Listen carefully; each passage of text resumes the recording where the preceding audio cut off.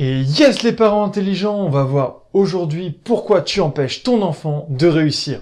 Générique.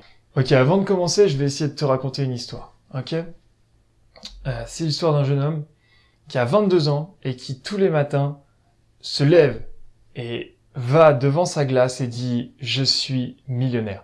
Le gars est fauché, tous les jours il galère pour bouffer, et pourtant tous les matins il se lève et il se dit « Je suis millionnaire ». Maintenant, je vais pas vous mentir, mais il a aucun problème pour manger parce qu'il est devenu millionnaire, ok ? Ce gars-là, il s'appelle Anthony Neveu, je crois même qu'il a une chaîne YouTube. Donc. Alors, je t'ai parlé de ce gars-là, mais on peut aussi parler de la plupart des grands sportifs, parce qu'aujourd'hui, entre deux mecs qui nagent 7 heures par jour, ou qui courent 7 heures par jour, ou qui font leur activité 7 heures par jour, la seule différence entre les deux, c'est qu'il y en a un qui est convaincu qu'il va gagner, et l'autre qui n'est pas assez convaincu. Aujourd'hui, ils ont tous des coachs qui leur répètent à longueur de journée « Je suis le meilleur, je suis le plus fort, c'est moi qui vais y arriver ». Et c'est comme ça qu'ils arrivent à être premiers. Parce qu'il y en a peut-être 100 qui font le même entraînement, mais il y en a qu'un seul qui gagne. Et là, vous vous dites sûrement, pourquoi, Sacha, est-ce que tu me racontes tout ça? À quoi ça va me servir? Moi, j'en ai rien à foutre, je veux pas être millionnaire. J'ai pas envie d'être le meilleur, je sais pas, champion de course.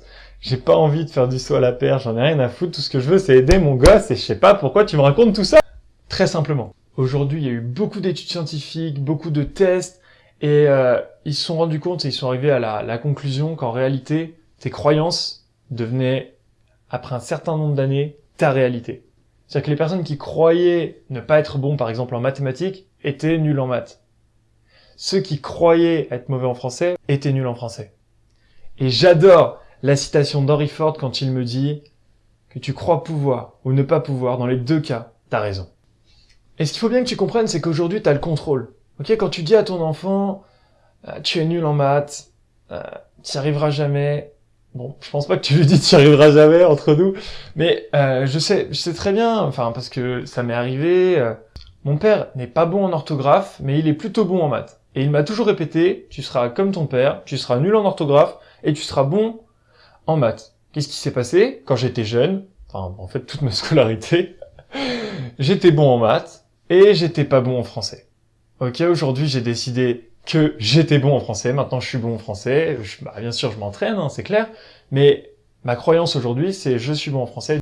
Aujourd'hui, tu as le contrôle. Tu peux impacter négativement ou positivement les croyances de tes enfants. Et ça impactera leurs résultats. Voilà, j'espère que t'as kiffé. Maintenant, à toi de jouer. Et surtout, si tu ne veux pas que tes enfants réussissent, si tu veux qu'ils restent coincés au même niveau, ne t'abonne pas à cette chaîne. Sinon, tu peux même cliquer sur le pouce bleu pour que d'autres personnes aient accès à cette vidéo et que ça puisse impacter un maximum de personnes. Et si toi, tu veux plus d'informations, tu peux cliquer sur la cloche des notifications, ce qui fait qu'en fait, tu reçois toutes mes vidéos.